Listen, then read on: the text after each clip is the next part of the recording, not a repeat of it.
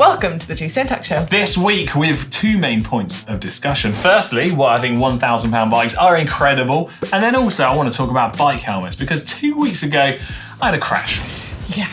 We also have lots of hot tech coming up. We've got 3D printed shoes. We've got handlebars that are making the UCI very angry. We've got a new electronic group set that was spotted at Unbowed and the new Zwift ride. Mega. Right, let's do this.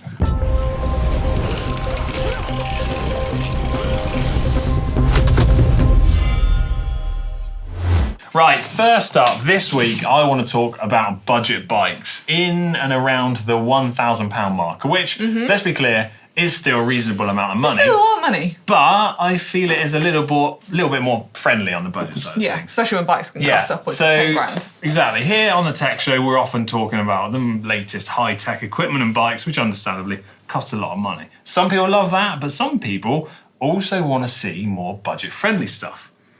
Exactly. And we do quite a few videos that are kind of on the budget side of bikes. Yeah. And one great example is one that you and Ollie did that went out on the weekend, last weekend actually, and you had a £500 bike versus a £10,000 bike. Yeah. And with a few different upgrades, you managed to make the 500 bike faster than the 10,000 bike. And we do lots of budget builds, and especially you, Alex, and you always have a spare Durace crank lying around. All right, this is the joke that is going to give forever. This bike didn't have a Durace crank fitted to it that I just had spare. We just did tyres, wax chain, tri-bars, and some sensible-ish upgrades. So it's not even like they were blowing the budget. No, it was like legit. It was real. Yeah. We didn't cheat.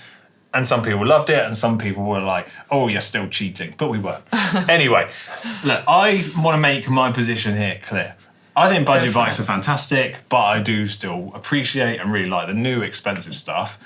And whilst there's lots of budget bikes out there that are undeniably really good value and really good, there are still some really rubbish ones. So you have to pick wisely. But what I'm trying to get at, essentially, is that I think if you are going for the £1,000 marker, you can kind of only pick one characteristic about that bike that's going to make it comparable to an expensive one. Yeah. Whereas at the top end of the market, you can get more than one characteristic where the bike is going to excel. Would you agree with that? I totally agree. So if you were picking £1,000 bike, you could get an aero bike, but it might not be light or comfortable. Yeah. That's exactly but then if you are spending a significant amount of money, you could get, one of the best bikes that kind of pretty good in all the areas that you want it to be. But I think when you are spending £1,000 on a bike, you can't be too picky with what you want. You kind of have to choose one thing that's really important for you. So say if I was to pick a bike for £1,000, I would probably pick secondhand. Yeah. I feel like if you could look around wisely, you can get something really good for £1,000. 100%. And I would probably I'd prioritise lightness. You go lightweight? Yeah. That surprised me. What makes you think that? I don't know. I feel like I really appreciate a light bike these days. Okay, no, I can get on board with that. Well, seeing as we're saying you can only have one characteristic at this £1,000 marker, the one I would pick would be comfort. Okay, interesting. Which I think a lot of people are going to go, why would you pick comfort? Well, if you can only have one characteristic, you'd want the bike to be comfortable. You wouldn't want it to be super lightweight or super aero at the detriment of comfort. Whereas I think even by spending a bit more money, you could start to bump up some of these other characteristics. But as long as the bike's comfortable, I feel like you're going to be happy to ride it more, which is the most important thing. And I guess it's coming back to the main talking point we did about 2 weeks ago where we spoke about what's more important, comfort or speed. Yeah. And you can't really have speed without being comfortable on your bike. So I think everyone's going to have their sort of preference on it. Yeah. And there's the age-old saying of out of the three things like price, strength and weight, you can kind of have one. No, two out of those. Because if you want a bike to be lightweight and strong, it's not going to be cheap. So it's that principle, basically. Yeah, definitely. That's kind of what we're getting at. I think people should let us know in the comments their sort of thoughts on the price point of bikes, where you can get different elements and what's most important to you. But I think it was important to talk about. Yeah, definitely. Second thing I want to talk about are bike helmets. So you know that a couple of weeks ago I crashed. Everyone at home doesn't know that. Yes, I crashed and at the same time wiped out Chloe, which was It's pretty bad, I say. But I hit my head. I hit my head, and basically it made me it was a really important reminder to think how important bike helmets are, right? They are very important. And I kind of wanted to reiterate that and discuss a little bit about our thoughts on whether helmets should be mandatory or not, and kind of along the lines of whether one's better than another and industry guidelines on stuff like this. So firstly, where do you stand with bike helmets? I don't think I've ever gone out on a proper bike ride without a helmet. I think I might have maybe, if you get on like a Boris bike or something similar like that you haven't got a helmet to wear when you're there, so that. But I would never, ever, ever go out on a proper ride without a helmet, because I think from being in racing, and I guess you're the same, you've seen kind of firsthand really bad crashes. I've had concussion before from having a helmet on. If I didn't have that helmet on, it could have been a lot worse. And you never know when you're going to hit the deck. You could go out. Some of my worst crashes have been when I go really slow. Yeah. Like you could go out, you'd be like, I'm just going 10k down the road to the cafe, whatever. Do I really need a helmet? Well, yes, because a car could hit you. Anything could happen. I think they are really, really important. And it really, really, I hate seeing, little kids learning to ride a bike and they haven't got a helmet on. You're like, you're probably going to fall off. Everybody falls off when they start to learn to ride a bike. I think that is really important. Look, I'm totally with you on that. But one thing I feel quite strongly on is I wouldn't ever want bike helmets to be mandatory to ride a bike, because I know this seems counterproductive, saying that I think everyone should wear a helmet. But if someone had a choice of either cycling and the bike helmet was the bit that was putting them off, I'd rather see someone get out on a bike, potentially with no helmet, than not ride a bike at all. Yeah. Because then in my head, I'm thinking as they maybe progress through cycling and get a bit more experience, they're probably going to go, do you know what, actually a helmet's okay. Yeah, I really don't think people should think that helmets are uncool, because they definitely are not. I've never put a helmet on and been like, I don't look very cool. But maybe if you're like in normal clothes, you're like, this looks a bit weird. But when you're in like full lycra, or if you're just on your bike, got a helmet on in normal clothes, it still looks fine. But I also think like different cultures have really different ways of doing it. So say if you went to Amsterdam, where everybody uses a bike as a mode of transport, you won't see that many people with a helmet on.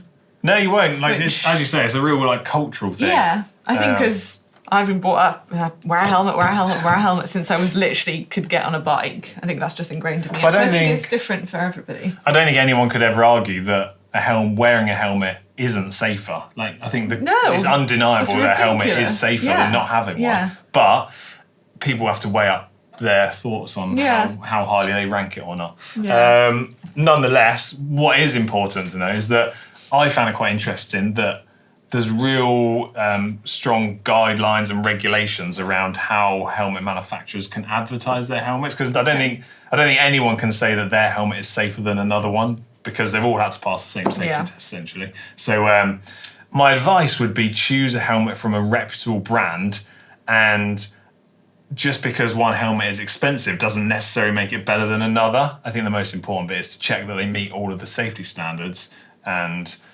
kind of seek advice from like local bike shops and sort of independent information. Yeah. I agree with that. All right, well, that's covered off most of what I wanted to do. So please do share your thoughts in the comments section down below, because I'm intrigued to hear everyone's thoughts on bike helmets and £1,000 bikes. So yeah. It's now time for Hot and Spicy Tech, and we're going to kick things off with a brand new product from Zwift, and I believe it's called the Zwift Ride. Yes, it is the Zwift Ride, and this is Zwift's first take on an indoor bike. And this bike, it looks pretty cool, I have to say. It's probably one of the nicest indoor bikes that I have seen. It is very slick, and it's got a load of cool new features on it. It's got integrated handlebars with like buttons on the levers. Hoods on the hood, so you can give your power-ups, you can give ride-ons, all of that jazz. And I also filmed a video with it this week where we basically challenge GCN presenters and the wider team here at GCN how long they can hold Tour de France or Tour de France Femme avec Zwift Power for Turns out it was quite hard, wasn't it, Alex? Turns out it was incredibly hard. It was quite hard. So if you want to see us all suffer on the Zwift ride, make sure to go and check that video out over on GCN. And the bike actually comes in at a price of £1,199, and that includes the Zwift ride frame and the Kicker Core Turbo. I think it's pretty cool, and I'm excited to see how everyone else's efforts compared, because I tried blooming hard and it was awful. Yeah. Okay, next up in hot tech, we have these absolutely out of this world aero handlebars. They were used, so they're called the Toot Aero bars. They were used by Willem van Schip. I think I've said his name. Yeah. Okay. Basically, a rider who is renowned for using crazy aero equipment, and the other day he was disqualified from a road race because the UCI deemed his position to be illegal.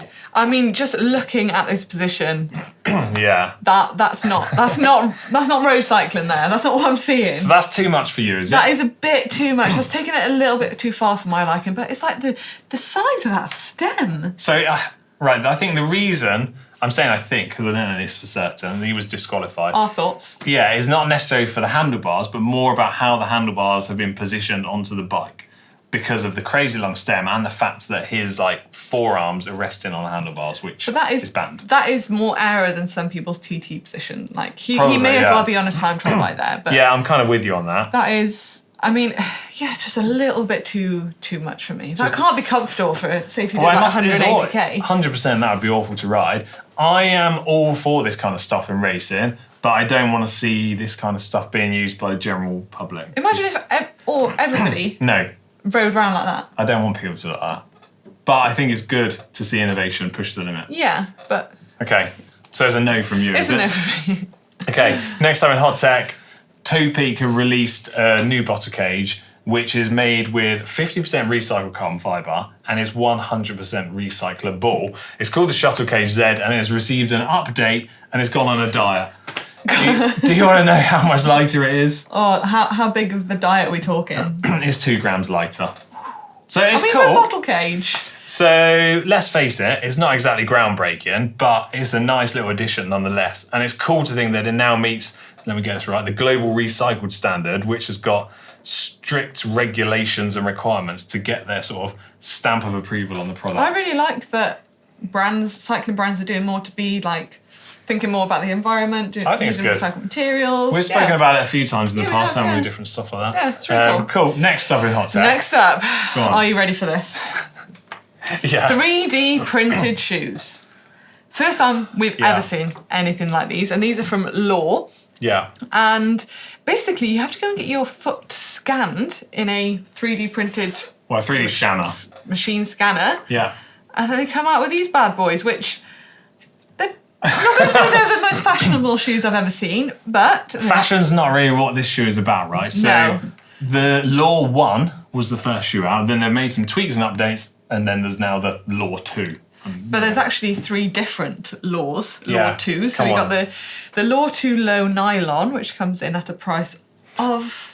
Come on. $1,349, and you've got the Law 2 Low Carbon, which is $1,649, and then you've got the Law 2 Mid Carbon, which is $1,849. So probably the world's most expensive cycling shoe. It just baffles me that I would never spend over £150 on a pair of normal shoes for myself. Well, that's still a lot of money. It's still a lot of money for a pair of shoes, but then I feel like in cycling shoes, you just automatically be like, oh yeah, I'll spend 200 or $1,000 on a pair of shoes. No, I don't think that. Let's not make maybe this not normal. grand. This Grand's is not not normal, but I think to see this kind of tech is incredible. Yeah, it It's is. gonna, in my eyes, remain as a very niche product, and the fact that someone can 3D scan your foot and then through 3D printing wizardry create a shoe which Law say has sub-millimetre precision, I think that's exciting, but I just feel like it's going to remain as like a real niche thing.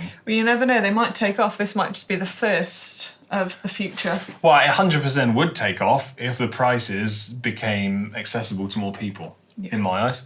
But I think it's exciting to see nonetheless. Yes. Next up in hot tech, Camelback have released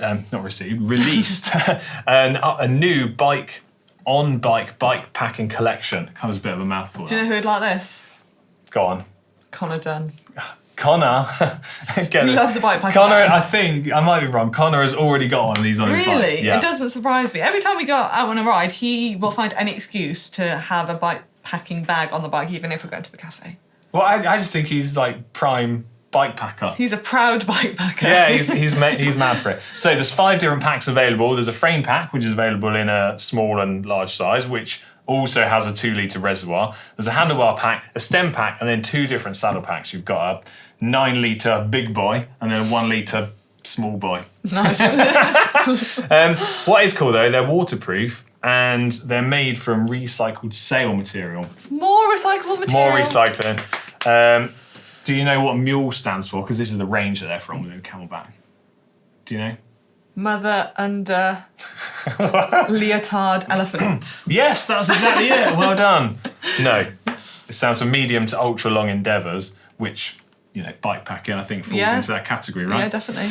Okay, right, and then last up in Hot Tech this week is some group set tech that Sai told me about the other day. We were spotted at Unbound, so it would appear that Arno van den Broek, who finished in 30th place Unbound, was using a, get me this right, TRP electronic shifting group set combined in with the classified rear hub that's got like the 2 gears inside it. And then on the shifter had an incorporated little button that activated the classified hub. Because at the moment, typically you would have a separate button mounted on the handlebars, whereas now having it incorporated into like one of these little hidden buttons means that it's all a bit slicker and neater and more integrated. Nice. Very cool. Look, I don't think there's not going to be loads of people that are like, oh wow, that's incredible, but I do think it's good. But if you're Alex, yeah, maybe you're me, you do think it's exciting. But what I kind of feel like is it means that it's a step closer for classified to be like incorporated into the group set world, which for them is obviously their goal. But yeah, nonetheless, I think it's exciting. And on that note, more hot tech next week. Right, Manon, it's time for comments of the week. Do you have a jingle prepared for us? Comments of the week. Boom, boom. Yeah. Have you got anything better? No. Okay. So the comments under last week's show was when we let Hank and Connor loose. I'm not sure who signed that off. Not me, that's for sure. Is Ollie the boss of the tech show, is he? Yeah. Fair. Everett Wilson says, I read the Unbound rules and noticed that recumbents aren't banned, so you know what to do, Hank. Hank should do Unbound on a He probably recumbent. would do it. If 10,000 people like the tech show, we'll try and get Hank to Unbound on a Do they do a gravel and recumbent? Nope, but I'm sure somehow we can magic one up. You can probably make one. Yeah, sounds easy. MTV Scotland also says, at 16:42, left-hand side, looks like a small bald person is trying to hide underneath the desk. I was slightly alarmed by this. Turns Who's out, in our tech show? yeah, I was like, who's hiding down there? Turns out, because Connor's so lanky, his legs were tall. His legs were like up on a. Looked like a little ball person. Yeah, his knee was creeping up. Oh. Anyway, Then under maybe the 500 versus £10,000 bike, Tom says, I thought Alex was meant to be a good mechanic. Oh. He needs to go and watch some GCN Tech videos. Yeah, I do. If you haven't seen this video, basically I had an absolute nightmare. These are great videos. I'm like lost for words. You should watch it. Basically, I couldn't fit the tyres. It all went wrong. I fitted the tri-bars on his bike. They came loose. It went downhill. You know when you're having a bad day, and Ollie just didn't make it any better. So whatever. Tony Bob. Well, actually, there was quite a few comments mocking my mechanical skills. But anyway, we'll skip over those. Tony Bob left a very nice comment. He says, kudos to guys and the wider GCN team. This is the content we like, displaying that if you want to get into the sport as a newbie, then you don't go out and purchase a top-end bike. Purchase a budget bike and invest in reasonable upgrades. More content like this, please. Yes. Well, that's kind of what partly inspired me to talk about our main talk on the £1,000 bike market. Yeah, we do try and do plenty. Yeah, and then underneath the super light gravel bike, what have we got? Tony thought the crux was a CX bike and not a gravel bike. Lots of people highlighting that. And then Michael Clark says, sad to say I'd snap probably every component on this bike. Look, doing a super lightweight build, you're doing it to make it really light, not to make it really strong or really functional. Although that said, I do feel like this is a pretty functional lightweight bike. Okay. Anyway, more comments next week. Right, it's now time for the bike vault, which is, I'm going to say, my favourite part of the show. Manon, how do people get into the bike vault? I think you should wear this hat for the bike vault. Okay, right, I'm wearing the hat for the bike vault. The bike vault hat. The bike vault hat. Woo! You've got 5 more seconds of it. 5, 4, 3, 2, No, for the whole thing. 1. The hat's gone. Okay. Right. First up in the bike vault. If you're not familiar with it, you submit your pictures through the uploader, which is a link in the description down below, and then Manon and I judge them to be either nice or super nice. If they're super nice, we ring the bell. First up this week is Embush 2018 with a Merida Sculptura 400 disc. Wow. A black chain. Haven't seen one of those before. Is it or is it just dirty?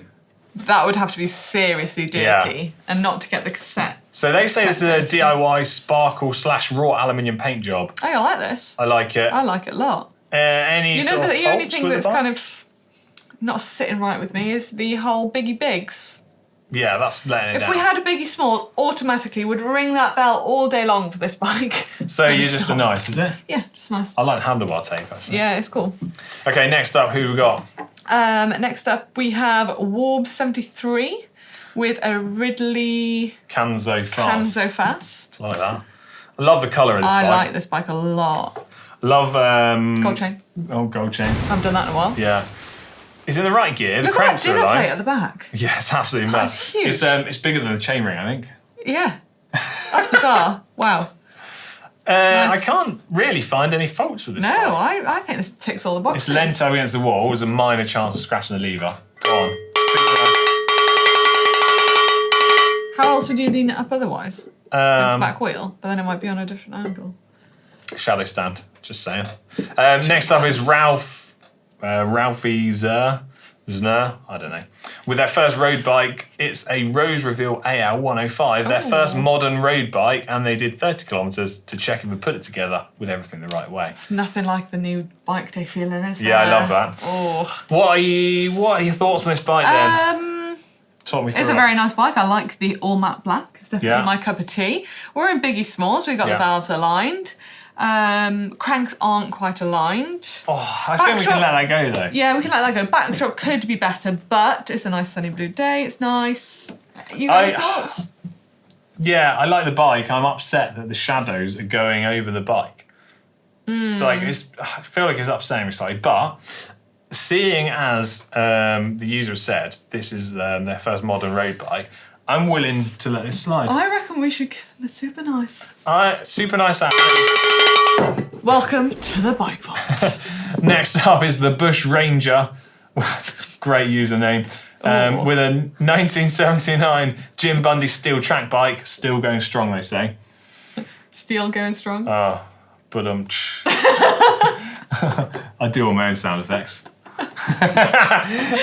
Anyway, you can't go too wrong with a track bike, can you, in the bike vault? There's not much to get wrong. As long as you've got the crank lined and the valves. Well, you can't. You're not always going to be able to line the valve up, are you? But yeah, look, this is cool. I like it. I like it a lot.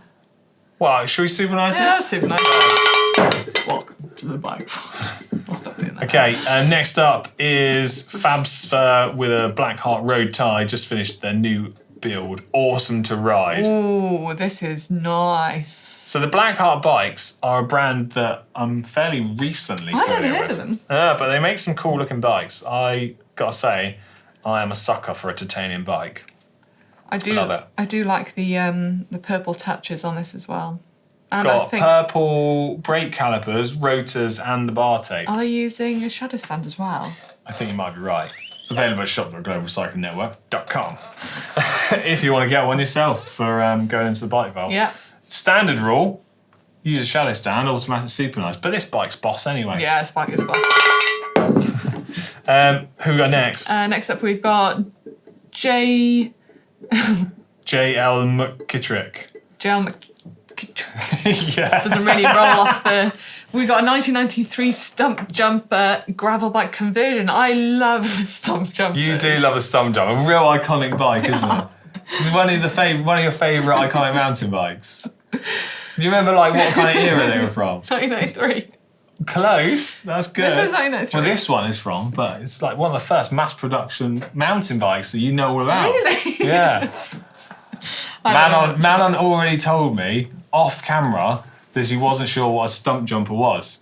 It's before my time, and I'm not really into mountain bikes, so We can let it slide. I do know now they are pretty iconic. I'm gonna go off and do my research and probably get one myself. Yeah, we can. And I'm gonna be rad on it. Look, we can forgive you. Not everyone has to know everything about bikes. You were pretty annoyed that I didn't know what it was. A tiny little bit, but that's okay. It's a safe environment I'm here. not an expert on mountain bikes. The tech show is all inclusive, right? It doesn't matter whether you're a bike nerd or a beginner. We're here for you. You feel unsure now. Okay, right. So they basically converted this 1993 mountain bike into a gravel bike with drop bars, micro shifters, derailleur cassette. I really like the look of it, and it kind of highlights the fact that some people say gravel bikes are just mountain bikes from the 90s. I was, when you said it was a mountain bike, I just couldn't get my head around that there wasn't any suspension on it. Yeah. I was like, but how is it a mountain bike if it doesn't have Well, in the suspension? 90s, they were hardcore. Oh, God. Yeah, they were shredded. Nails. The handlebars just aren't really sitting right with me. There's something wrong. I feel like it's made the geometry a bit messed Yeah, up. it doesn't quite look right. It's possible but to it's do. very cool. It's possible to do a really cool mountain bike to gravel bike conversion, because I did one a year or two ago, and I think it was really good fun. Yeah. Okay, so are we nice in or super nice? Because I like the stump jumpers. I'm gonna super nice it. It's one of your favourite, most iconic bikes. Sarah, say you nearly forgot the name. Super Exactly. nice. Oh, Is that it? What a show. Right. What a show. That Ending wraps on a up. high. That wraps up this week's GCN Tech Show. Manon, thanks for joining us. It's No always problem. a good laugh when you're here. Please do let us know in the comments section down below your thoughts on the £1,000 bikes and bike helmets as well. We'll read some of the best comments out next week. And if you want to see Hank do Unbound under a recumbent, make sure to give it a big like. Or just pay me lots of money and I'll force him to do it. Yeah. Right, check we're him on a flight. out of here. See you later. Bye. Bye.